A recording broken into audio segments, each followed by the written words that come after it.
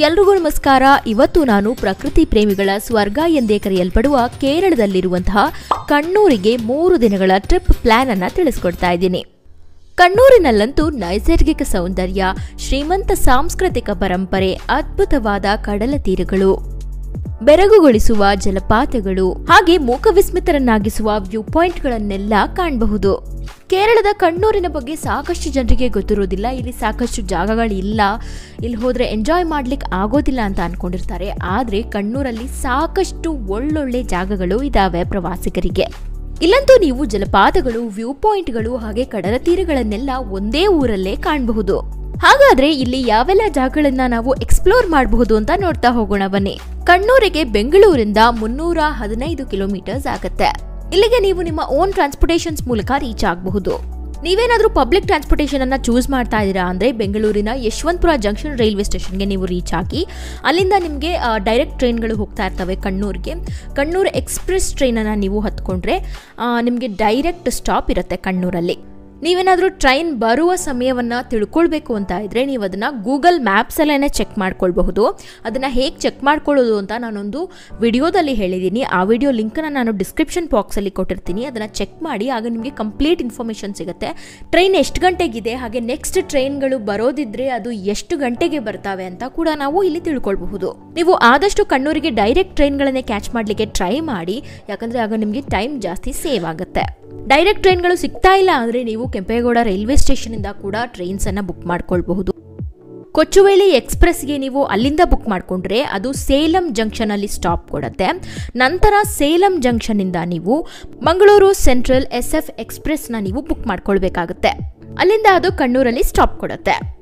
ಅಥವಾ ನೀವು ಪ್ರೈವೇಟ್ ಬಸ್ಗಳನ್ನು ಕೂಡ ಬುಕ್ ಮಾಡ್ಕೊಳ್ಬಹುದು ಪ್ರೈವೇಟ್ ಏಜೆನ್ಸಿಗಳ ಮೂಲಕ.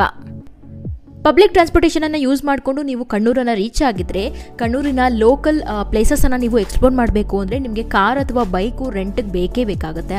ಸೊ ಆದ್ರಿಂದ ನೀವು ಕಣ್ಣೂರಿಂದ 11 ಕಿಲೋಮೀಟರ್ಗಳಷ್ಟು ದೂರ ಇರುವಂತಹ ಸಫ್ಕೋ ಕಾರ್ ಅಂಡ್ ಬೈಕ್ ರೆಂಟಲ್ಸ್ಗೆ ನೀವು ರೀಚ್ ಆಗಬಹುದು. ಇಲ್ಲಿ ಒಂದ್ ದಿವಸಕ್ಕೆ 500 ರೂಪಾಯಿಂದ 600 ರೂಪಾಯಿವರೆಗೂ ಚಾರ್ಜ್ ಮಾಡ್ತಾ ಇದ್ದಾರೆ. ನೀವು ಅಕಸ್ಮಾತ್ ಏನಾದ್ರೂ 3 ರಿಂದ 4 ದಿನ ತಗೊಳ್ತಾ ಇದ್ದೀರಾ ಅಂದ್ರೆ ಅವ್ರ ಹತ್ರ ಕಡಿಮೆ ಮಾಡಿಸಿ. ಹಾಗೆ ಮುಂದೆ ವಿಡಿಯೋದಲ್ಲಿ ನಾನು ಕಣ್ಣೂರಿಗೆ ಹೋದಾಗ ಊಟ ತಿಂಡಿ ಮಾಡ್ಕೊಳ್ಳಿಕ್ಕೆ ರೆಸ್ಟೋರೆಂಟ್ಸ್ ಬಗ್ಗೆ ಕೂಡ ತಿಳಿಸ್ಕೊಡ್ತೀನಿ. ಹಾಗೆ ಕಣ್ಣೂರಲ್ಲಿ ರೂಮ್ಸ್ಗಳ ಬಗ್ಗೆ ಕೂಡ ನಾನು ತಿಳಿಸ್ಕೊಡ್ತೀನಿ. ವಿಡಿಯೋನ ಕೊನೆ ತನಕ ನೋಡಿ. ಈಗ ಮೊದಲನೇ ದಿವಸ ಕಣ್ಣೂರಲ್ಲಿ ನೀವು ಕಣ್ಣೂರಿಂದ 3 ಕಿಲೋಮೀಟರ್ಗಳಷ್ಟು ದೂರ ಇರುವಂತಹ ಅರಕ್ಕಲ್ ಮ್ಯೂಸಿಯಂಗೆ ರೀಚ್ ಆಗಿ. ಈ ಮ್ಯೂಸಿಯಂ ಅಂತೂ ಕೇರಳದ ಏಕೈಕ ಮುಸ್ಲಿಂ ರಾಜಕುಟುಂಬವಾದ ಅರಕ್ಕಲ್ ಕುಟುಂಬಕ್ಕೆ ಸಂಬಂಧಿಸಿದ್ದಾಗಿದೆ. ಆಗಿನ ರಾಜರ ಜೀವನ ಶೈಲಿಯನ್ನ ನೀವಿಲ್ಲಿ ಕಾಣಬಹುದು. ಅವರು ಉಪಯೋಗಿಸುತ್ತಿದ್ದಂತಹ ವಸ್ತುಗಳನ್ನೆಲ್ಲ ಇಲ್ಲಿ ಸಂಗ್ರಹಿಸಿ ಇಡಲಾಗಿದೆ. ನೀವೇನಾದ್ರೂ ಈ ರೀತಿ ಸಂಗ್ರಹಾಲಯಗಳನ್ನ ಇಷ್ಟಪಡೋರಾಗಿದ್ರೆ ಇದಂತೂ ನಿಮಗೆ ತುಂಬಾ ಇಷ್ಟ ಆಗುತ್ತೆ. ಇಲ್ಲಿ ಎಂಟ್ರಿ ಫೀಸ್ ಅನ್ನು ಚಾರ್ಜ್ ಮಾಡ್ತಾರೆ, ಒಬ್ಬರಿಗೆ 30 ರೂಪಾಯಿ. ಇಲ್ಲಿ ಅಬ್ಬಬ್ಬ ಅಂದ್ರೆ ನೀವು 15 ರಿಂದ 20 ನಿಮಿಷನ ಕಳಿತೀರಾ. ಅದಾದ್ಮೇಲೆ ಅಲ್ಲಿಂದ 1.5 ಕಿಲೋಮೀಟರ್ ಅಷ್ಟು ದೂರ ಇರುವಂತಹ ಸೆಂಟ್ ಆಂಜಲೀನಾ ಫೋರ್ಟ್ಗೆ ರೀಚ್ ಆಗಿ. ಇದನ್ನ ಪೋರ್ಚುಗೀಸರು 1500ರಲ್ಲಿ ಕಟ್ಟಿದ್ರು ಅಂತ ಹೇಳಲಾಗುತ್ತೆ. ಇದರ ಎದುರುಗಡೆನೆ ನಮಗೆ ಬೀಚ್ ವ್ಯೂ ತುಂಬಾನೇ ಚೆನ್ನಾಗಿ ಕಾಣುತ್ತೆ. ಅಲ್ಲಿ ನೀವು ಆರಾಮಾಗಿ ಸುಂದರವಾದ ಫೋಟೋಗ್ರಾಫ್ಸ್ನ ಕ್ಲಿಕ್ ಮಾಡ್ಕೊಳ್ಬಹುದು. ಇಲ್ಲಂತೂ ನೀವು ತುಂಬಾ ಸುಂದರವಾದ ವ್ಯೂ ಪಾಯಿಂಟ್ಸ್ ಅಲ್ಲಿ ಫೋಟೋಗ್ರಾಫ್ಸ್ ಕ್ಲಿಕ್ ಮಾಡ್ಕೊಳ್ಬಹುದು. ಇಲ್ಲಿ ಒಬ್ಬರಿಗೆ 30 ರೂಪಾಯಿನ ಎಂಟ್ರಿ ಚಾರ್ಜ್ ಆಗಿ ತಗೊಳ್ತಾರೆ. ಈ ಫೋರ್ಟ್ ಅನ್ನ ನೋಡಾದ್ಮೇಲೆ ಇಲ್ಲಿಂದ 21 ಕಿಲೋಮೀಟರ್ಗಳಷ್ಟು ದೂರ ಹೋದ್ರೆ ನಿಮಗೆ ಪರಸಿನ್ನಿ ಮಾದಪುರ ಶ್ರೀ ಮುತ್ತಪ್ಪನ್ ದೇವಾಲಯ ಸಿಗತ್ತೆ. ಈ ದೇವಾಲಯದ ಉಚ್ಚಾರಣೆ ಅಕಸ್ಮಾತ್ ಸರಿಯಾಗಿಲ್ಲ ಅಂತ ಆದ್ರೆ ಕ್ಷಮೆ ಇರ್ಲಿ. ಕಣ್ಣೂರಿಗೆ ಹೋದಾಗಂತೂ ಈ ದೇವಾಲಯಕ್ಕೆ ನೀವು ವಿಸಿಟ್ ಮಾಡಲೇಬೇಕು, ಯಾಕಂದ್ರೆ ಇದು ತುಂಬಾನೇ ಪ್ರಖ್ಯಾತಗೊಂಡಿರುವ ದೇವಾಲಯ. ಈ ದೇವಾಲಯದ ಆರ್ಕಿಟೆಕ್ಚರ್ ಅಂತೂ ನಿಮಗೆ ತುಂಬಾನೇ ಇಷ್ಟ ಆಗುತ್ತೆ. ಹಾಗೆ ಈ ದೇವಸ್ಥಾನ ವಲಪಟ್ಟಣಂ ನದಿಯ ತೀರದಲ್ಲಿರೋದ್ರಿಂದ ನಿಮಗೆ ಸಾಕಷ್ಟು ವ್ಯೂ ಪಾಯಿಂಟ್ಸ್ಗಳು ಸಿಗ್ತವೆ. ಹಾಗೆ ಮತ್ತೊಂದೇನು ಅಂದ್ರೆ ಕೇರಳದವರು ಮುತ್ತಪ್ಪನ್ ಸ್ವಾಮಿಯನ್ನ ತುಂಬಾನೇ ನಂಬ್ತಾರೆ, ಹಾಗೆ ಅವನನ್ನೇ ಪೂಜಿಸ್ತಾರೆ. ಇಲ್ಲಿಯವರು ವಲೆಯ ಮುತ್ತಪ್ಪನ್ ಅಂದ್ರೆ ವಿಷ್ಣು ದೇವರನ್ನ ಪೂಜಿಸ್ತಾರೆ, ಹಾಗೂ ಚೆರಿಯ ಮುತ್ತಪ್ಪನ್ ಅಂದ್ರೆ ಶಿವದೇವರನ್ನ ಪೂಜಿಸ್ತಾರೆ. ಮುತ್ತಪ್ಪನ್ ದೇವರಿಗೇನೆ ಇವರು ಪೂಜೆ ಮಾಡೋದು. ಈ ದೇವಸ್ಥಾನವನ್ನ ನೋಡ್ಕೊಂಡಾದ್ಮೇಲೆ ಇಲ್ಲಿಂದ 20 ಕಿಲೋಮೀಟರ್ಗಳಷ್ಟು ಮುಂದೆ ಹೋದ್ರೆ ನಿಮಗೆ ಬೇಬಿ ಬೀಚ್ ಸಿಗತ್ತೆ. ಇದಂತೂ ಒಂದು ಲೆಸ್ ಕ್ರೌಡೆಡ್ ಬೀಚ್ ಅಂತಾನೆ ಹೇಳ್ಬಹುದು. ಇಲ್ಲಿ ಸಾಕಷ್ಟು ಜನರು ಕೂಡ ಇರೋದ್ರಿಂದ ನಿಮಗೆ ತುಂಬಾನೇ ಶಾಂತತೆ ಫೀಲ್ ಆಗುತ್ತೆ. ಇಲ್ಲಿ ನಿಮ್ಮ ಫ್ರೆಂಡ್ಸ್ ಅಂಡ್ ಫ್ಯಾಮಿಲಿ ಜೊತೆ ಆರಾಮಾಗಿ ನೀವು ಇಲ್ಲಿ ಟೈಮ್ ಸ್ಪೆಂಡ್ ಮಾಡಬಹುದು. ಅಕಸ್ಮಾತ್ ನೀವು ಇಲ್ಲಿ ವೀಕೆಂಡ್ಸ್ ಅಲ್ಲಿ ಹೋದ್ರೆ ಸ್ವಲ್ಪ ಕ್ರೌಡೆಡ್ ಅನ್ಸುತ್ತೆ, ಆದಷ್ಟು ನೀವು ವೀಕ್ ಡೇ ನಲ್ಲಿ ಇಲ್ಲಿ ಟ್ರಾವೆಲ್ ಮಾಡಿ. ಇಲ್ಲಿಗೆ ನಿಮ್ಮ ಮೊದಲನೇ ದಿವಸದ ಟ್ರಿಪ್ ಕಂಪ್ಲೀಟ್ ಆಗುತ್ತೆ. ಇಲ್ಲಿಂದ ನೀವು ನಿಮ್ಮ ರೂಮ್ಸ್ಗೆ ಹೋಗಿ ರೆಸ್ಟ್ ಮಾಡಬಹುದು. ಎರಡನೇ ದಿವಸ ಬೆಳಗ್ಗೆ ನೀವು ಕಣ್ಣೂರಿಂದ 3.5 ಕಿಲೋಮೀಟರ್ಗಳಷ್ಟು ದೂರ ಇರುವಂತಹ ಪಯ್ಯಂಬಲಂ ಬೀಚ್ಗೆ ರೀಚ್ ಆಗಿ. ಈ ಬೀಚ್ ಅಂತೂ ನಿಮಗೆ ಫ್ಯಾಮಿಲಿ ಅಂಡ್ ಫ್ರೆಂಡ್ಸ್ ಜೊತೆ ಎಂಜಾಯ್ ಮಾಡಲಿಕ್ಕೆ ಬೆಸ್ಟ್ ಸ್ಪಾಟ್ ಅಂತಾನೆ ಹೇಳಬಹುದು. ಇಲ್ಲೇ ಪಕ್ಕದಲ್ಲಿ ನಿಮಗೆ ಚಿಲ್ಡ್ರನ್ಸ್ ಪಾರ್ಕ್ ಕೂಡ ಸಿಗುತ್ತೆ. ಅಲ್ಲಿ ನೀವು ನಿಮ್ಮ ಮಕ್ಕಳನ್ನು ಕೂಡ ಕರ್ಕೊಂಡು ಹೋಗಿ ಎಂಜಾಯ್ ಮಾಡಬಹುದು. ಆದಷ್ಟು ನೀವು ವೀಕ್ ಡೇಸಲ್ಲಿ ಹೋಗೋದು ಬೆಸ್ಟು, ಯಾಕಂದರೆ ಇಲ್ಲಿ ಪಾರ್ಕಿಂಗು ಕೂಡ ಸ್ವಲ್ಪ ಕಷ್ಟ ಆಗಬಹುದು ನಿಮಗೆ. ಈ ಬೀಚನ್ನು ನೋಡಾದ್ಮೇಲೆ ಇಲ್ಲಿಂದ 7 ಕಿಲೋಮೀಟರ್ಗಳಷ್ಟು ದೂರ ಹೋದರೆ ನಿಮಗೆ ಮೀನ್ಕಣ್ಣು ಬೀಚ್ ಸಿಗತ್ತೆ. ಈ ಬೀಚ್ಗಂತೂ ನೀವು ಹೋಗಲೇಬೇಕು ಕಣ್ಣೂರಿಗೆ ಹೋದಾಗ, ಯಾಕಂದರೆ ಇಲ್ಲಿ ಶಾಂತತೆ ಮನೆ ಮಾಡಿರುತ್ತೆ. ಇಲ್ಲಿಗೆ ಹೋಗಿ ನೀವು ವಾಪಸ್ ಬರೋವಾಗ ತುಂಬಾನೇ ರಿಲ್ಯಾಕ್ಸ್ಡ್ ಫೀಲ್ ಆಗ್ತೀರಾ. ಈ ಬೀಚನ್ನು ನೋಡಾದ್ಮೇಲೆ ಇಲ್ಲಿಂದ 24 ಕಿಲೋಮೀಟರ್ಗಳಷ್ಟು ದೂರ ಹೋದ್ರೆ ನಿಮಗೆ ಶ್ರೀ ಪರಲಸೆರಿ ದೇವಾಲಯ ಸಿಗತ್ತೆ. ದೇವಸ್ಥಾನದ ಹತ್ರ ಒಂದು ಪುಷ್ಕರಣಿ ಇದೆ. ಅಲ್ಲಂತೂ ನೀವು ತುಂಬಾ ಸೊಗಸಾದ ಫೋಟೋಗ್ರಾಫ್ಸ್ ಅನ್ನ ಕ್ಲಿಕ್ ಮಾಡ್ಕೊಳ್ಬಹುದು. ಅಲ್ಲೇ ಸಾಕಷ್ಟು ಮೀನುಗಳು ಕೂಡ ಇರ್ತವೆ. ಅಲ್ಲೂ ಕೂಡ ನೀವು ಸಾಕಷ್ಟು ಸಮಯವನ್ನ ಕಳಿಬಹುದು. ಈ ದೇವಾಲಯದ ಆರ್ಕಿಟೆಕ್ಚರ್ ಅಂತೂ ತುಂಬಾನೇ ಚೆನ್ನಾಗಿ ಅನ್ಸುತ್ತೆ ನಿಮಗೆ. ಈ ದೇವಾಲಯದಲ್ಲಿ ನಾವು ಸುಬ್ರಹ್ಮಣ್ಯ ಸ್ವಾಮಿಯ ದರ್ಶನವನ್ನ ಪಡ್ಕೊಳ್ಬಹುದು. ಹಾಗೆ ಇಲ್ಲಿ ಸಾಕಷ್ಟು ಭಕ್ತಾದಿಗಳು ಸರ್ಪದೋಷ ನಿವಾರಣೆಗಾಗಿ ಬರ್ತಾರೆ. ಈ ದೇವಾಲಯವನ್ನ ನೋಡಾದ್ಮೇಲೆ ಇಲ್ಲಿಂದ 10 ಕಿಲೋಮೀಟರ್ಗಳಷ್ಟು ದೂರ ಹೋದ್ರೆ ನಿಮ್ಗೆ ಮುಳಪಿಲಂಗದ್ ಡ್ರೈವ್ ಇನ್ ಬೀಚ್ ಸಿಗತ್ತೆ. ಇದನ್ನಂತೂ ಕಣ್ಣೂರಿನ ಬಹಳ ಶುಚಿಯುಳ್ಳ ಬೀಚ್ ಅಂತಾನೆ ಹೇಳಬಹುದು. ಇಲ್ಲಿನ ವಾತಾವರಣ ನಿಮ್ಗೆ ತುಂಬಾನೇ ಕ್ಲೀನ್ ಅನ್ಸುತ್ತೆ. ಈ ಬೀಚ್ಗಂತೂ ಇಂಡಿಯಾದ ಏಕೈಕ ಲಾಂಗೆಸ್ಟ್ ಡ್ರೈವ್ ಇನ್ ಬೀಚ್ ಎಂಬ ಬಿರುದನ್ನು ಕೂಡ ಕೊಡಲಾಗಿದೆ. ಯಾಕಂದ್ರೆ ಇಲ್ಲಿ ಸುಮಾರು 5.5 ಕಿಲೋಮೀಟರ್ಗಳಷ್ಟು ಉದ್ದಕ್ಕೂ ನಾವು ನಮ್ಮ ವೆಹಿಕಲ್ಸ್ ಅನ್ನ ಡ್ರೈವ್ ಮಾಡಿಕೊಂಡು ಹೋಗಬಹುದು. ಹಾಗೆ ಡ್ರೈವಿಂಗ್ ಮಾಡಬೇಕು ಅಂದ್ರೆ ಇಲ್ಲಿ 40 ರೂಪಾಯಿಯನ್ನ ಚಾರ್ಜ್ ಮಾಡ್ತಾರೆ. ನಿಮ್ಗೇನಾದ್ರೂ ಬೀಚ್ಗಳಲ್ಲಿ ಒಂದ್ಸರ್ತಿ ಆದ್ರೂ ಡ್ರೈವ್ ಮಾಡಬೇಕು ಅನ್ನೋ ಆಸೆ ಇದ್ರೆ ಇಲ್ಲಿ ಹೋಗಿ ನೀವು ಡ್ರೈವಿಂಗ್ ಮಾಡಬಹುದು. ಆದ್ರೆ ಇಲ್ಲಿ ತುಂಬಾ ಕೇರ್ಫುಲ್ ಆಗಿ ಇರಬೇಕಾಗುತ್ತೆ, ಯಾಕಂದ್ರೆ ಇಲ್ಲಿ ಮರಳಲ್ಲಿ ನಾವು ಡ್ರೈವಿಂಗ್ ಅನ್ನ ಮಾಡ್ತಾ ಇರ್ತೀವಿ. ಒಟ್ಟಾರೆ ಇದೊಂದು ನಿಮ್ಗೆ ಒಳ್ಳೆ ಎಕ್ಸ್ಪೀರಿಯನ್ಸ್ ಆಗುತ್ತೆ. ಈ ಬೀಚಲ್ಲಿ ಸಾಕಷ್ಟು ಸಮಯವನ್ನ ಕಳೆದಾದ್ಮೇಲೆ ಇಲ್ಲಿಂದ 11 ಕಿಲೋಮೀಟರ್ಗಳಷ್ಟು ದೂರ ಹೋದ್ರೆ ನಿಮ್ಗೆ ತೊಟ್ಟದ ಬೀಚ್ ಸಿಗತ್ತೆ.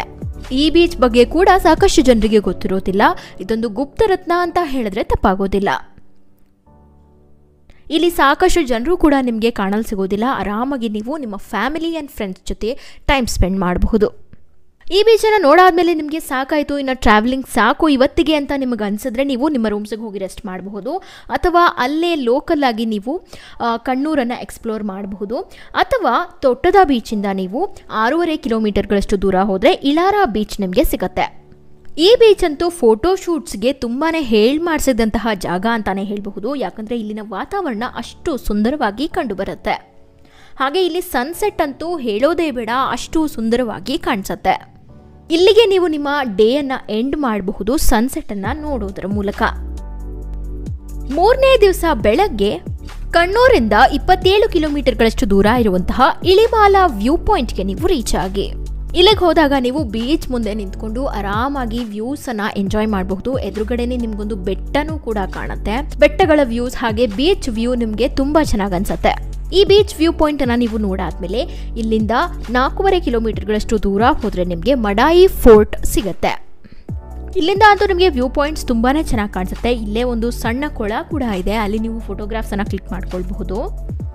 ನೀವು ಇಷ್ಟೆಲ್ಲ ಜಾಗಗಳನ್ನು ಕಂಪ್ಲೀಟ್ ಮಾಡಬೇಕು ಅಂದರೆ ಆದಷ್ಟು ನೀವು ಬೆಳಗ್ಗೆನೇ ನಿಮ್ಮ ಟ್ರಾವೆಲ್ನ ಸ್ಟಾರ್ಟ್ ಮಾಡಿಬಿಡಬೇಕು. ಯಾಕಂದರೆ ಇಷ್ಟು ದೂರ ಟ್ರಾವೆಲ್ ಮಾಡಲಿಕ್ಕೆ ಬಂದಿರ್ತೀರಾ, ಒಂದು 3 ದಿವಸ ನೀವು ಟ್ರಾವೆಲ್ ಮಾಡಿಬಿಟ್ರೆ ಆರಾಮಾಗಿ ನೀವು ವ್ಯೂ ಪಾಯಿಂಟ್ಸನ್ನು ನೋಡಬಹುದು. ಹಾಗೆ ಫೋಟೋಗ್ರಾಫ್ಸ್ ಕೂಡ ನೀವು ಕ್ಲಿಕ್ ಮಾಡ್ಕೊಳ್ಬಹುದು.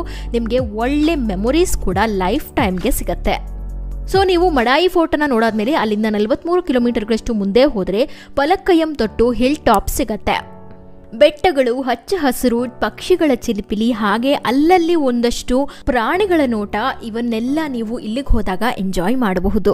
ಇಲ್ಲಿಗೆ ಹೋದಾಗಂತೂ ನೀವು ಈ ವ್ಯೂ ಪಾಯಿಂಟ್ ಇಂದ ಎಲ್ಲೇ ನೋಡಿದ್ರೂ ಹಚ್ಚ ಹಸಿರು ನಿಮಗೆ ಕಾಣಲು ಸಿಗತ್ತೆ. ಇಲ್ಲೇ ನೀವು ಬೇಕಾದರೆ ಕ್ಯಾಂಪಿಂಗ್ ಕೂಡ ಮಾಡಬಹುದು. ಹಾಗೆ ಇಲ್ಲಿ ಸ್ವಲ್ಪ ಟ್ರೆಕ್ಕಿಂಗ್ ಅನ್ನು ಮಾಡಬೇಕಾಗುತ್ತೆ ಈ ವ್ಯೂ ಪಾಯಿಂಟ್ ಅನ್ನ ನೋಡ್ಲಿಕ್ಕಾಗಿ. ನೀವು ಒಟ್ಟಾರೆ ಕಣ್ಣೂರಿಗೆ ಹೋದಾಗ ಈ ವ್ಯೂ ಪಾಯಿಂಟ್ ಅನ್ನ ನೋಡ್ಲಿಕ್ಕೆ ಮಿಸ್ ಮಾಡಬೇಡಿ. ಈ ವ್ಯೂ ಪಾಯಿಂಟ್ ಅನ್ನ ನೋಡಾದ್ಮೇಲೆ ಇಲ್ಲಿಂದ 24 ಕಿಲೋಮೀಟರ್ಗಳಷ್ಟು ದೂರ ಹೋದ್ರೆ ನಿಮಗೆ ಪೈತಲ್ಮಲ ವ್ಯೂ ಪಾಯಿಂಟ್ ಸಿಗತ್ತೆ.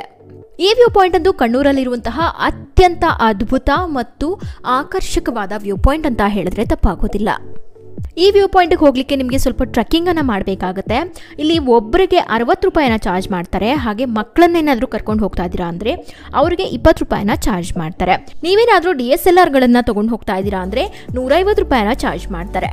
ಇಲ್ಲಿ ಸುಮಾರು ನೀವು 5 ಕಿಲೋಮೀಟರ್ಗಳಷ್ಟು ಟ್ರೆಕ್ಕಿಂಗ್ ಅನ್ನು ಮಾಡಬೇಕಾಗುತ್ತೆ. ದಟ್ಟ ಕಾಡಿನ ನಡುವೆ ನೀವು ಆ ಟ್ರೆಕ್ ಅನ್ನ ಎಕ್ಸ್ಪೀರಿಯನ್ಸ್ ಮಾಡಬಹುದು. ಇಲ್ಲಿಗೆ ನೀವು ಪೋಸ್ಟ್ ಮಾನ್ಸೂನ್ ಸೀಸನ್ ಅಲ್ಲಿ ಹೋಗೋದು ತುಂಬಾನೇ ಉತ್ತಮ ಅಂತ ಹೇಳ್ಬಹುದು. ಆಗ ವ್ಯೂ ಪಾಯಿಂಟ್ಸ್ ತುಂಬಾನೇ ಅದ್ಭುತವಾಗಿ ಕಂಡುಬರುತ್ತೆ. ಹಾಗೆ ಇಲ್ಲಿ ಒಂದು ಮುಖ್ಯವಾದ ವಿಷಯ ಏನು ಅಂದರೆ ನೆಟ್ವರ್ಕ್ಗಳು ನಿಮಗೆ ಇಲ್ಲಿ ಸಿಗೋದಿಲ್ಲ. ನೀವು ಆದಷ್ಟು ಕ್ಯಾಶನ್ನು ಕ್ಯಾರಿ ಮಾಡಿ. ಎಲ್ಲೇ ಟ್ರಾವೆಲ್ ಮಾಡಬೇಕಾದ್ರೂ ನೀವು ಕ್ಯಾಶನ್ನು ಕ್ಯಾರಿ ಮಾಡೋದು ಬಹಳ ಉತ್ತಮವಾಗುತ್ತೆ. ಯಾಕಂದರೆ ಸಾಕಷ್ಟು ಪ್ರವಾಸಿ ತಾಣಗಳಲ್ಲಿ ನೆಟ್ವರ್ಕ್ಗಳು ಇರೋದಿಲ್ಲ. ಯಾಕಂದರೆ ನೀವು ಫಾರೆಸ್ಟ್ ಕಡೆ ಹೋಗ್ತಿರ್ತೀರಾ, ಅಲ್ಲೆಲ್ಲ ನೆಟ್ವರ್ಕ್ ಸ್ವಲ್ಪ ಡೌನ್ ಇರುತ್ತೆ, ಹಾಗೆ ಸಮ್ಟೈಮ್ಸ್ ಇರೋದೂ ಇಲ್ಲ. ಸೊ ಆದ್ದರಿಂದ ನೀವು ಆದಷ್ಟು ಕ್ಯಾಶನ್ನು ಕ್ಯಾರಿ ಮಾಡಿ.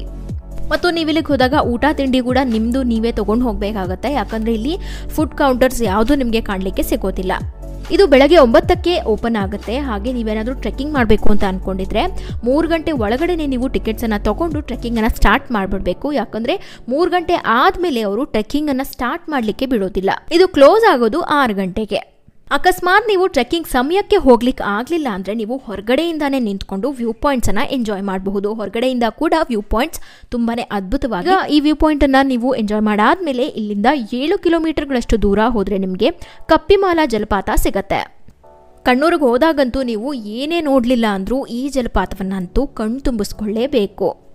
ಯಾಕಂದರೆ ಇದಂತೂ ಒಂದು ದೃಶ್ಯ ವೈಭವನೇ ಸರಿ. ಈ ಜಲಪಾತ ಅಂತೂ ಸಿಕ್ಕಾಪಟ್ಟೆ ಚೆನ್ನಾಗಿರುತ್ತೆ, ನಿಮಗೆ ಒಳ್ಳೆ ಫೀಲಿಂಗನ್ನು ಕೊಡುತ್ತೆ. ಇಲ್ಲಿಗೆ ಹೋದಾಗ ನೀವು ಟ್ರೆಕ್ಕಿಂಗ್ ಮಾಡಬೇಕಾಗುತ್ತೆ. ಸುಮಾರು 1 ಕಿಲೋಮೀಟರ್ಗಳಷ್ಟು ಟ್ರೆಕ್ಕಿಂಗ್ ಮಾಡಾದ್ಮೇಲೆ ನಿಮಗೆ ಈ ವಾಟರ್ ಫಾಲ್ಸ್ ಕಾಣಲು ಸಿಗುತ್ತೆ. ಇಲ್ಲಿಗೆ ಹೋದಾಗ ನೀವು ಪಾರ್ಕಿಂಗ್ ಚಾರ್ಜಸನ್ನು ಪೇ ಮಾಡಬೇಕಾಗತ್ತೆ.